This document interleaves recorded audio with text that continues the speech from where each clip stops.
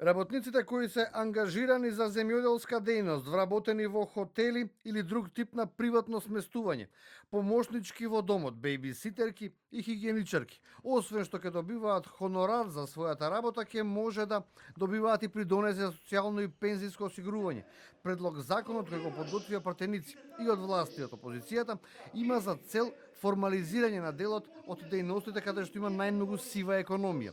Со ова законско решение може да бидат опфатени невработени, вработени лица, како и самовработени лица, лица помлади од 18 години, но и под услов да ги исполнуваат условите за работа, студенти, странци и пензионери, освен приматели на инвалидска пензија. Законот за работно ангажирање на лица за повремени и сезонски работи овозможува да лицата кои што немаат доволно стаж во моментот да бидат ангажирани и сето времето за кое што ќе бидат ангажирани да им се плаќаат пензиско и инвалидско осигурување, значи да им се плаќа пензиски стаж за да можат по исполнувањето на условите да остварат право на пензија, на старосна пензија.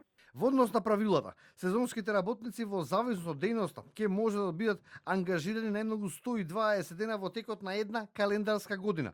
Во текот на еден ден ќе може да работат најмногу 12 часа. Тоа што ќе биде дополнителна предност за сезонските работници е тоа што нема да изгубат социјалната помош која добиваат од државата. Ќе се даде силен удар на сивата економија и на неформалната економија.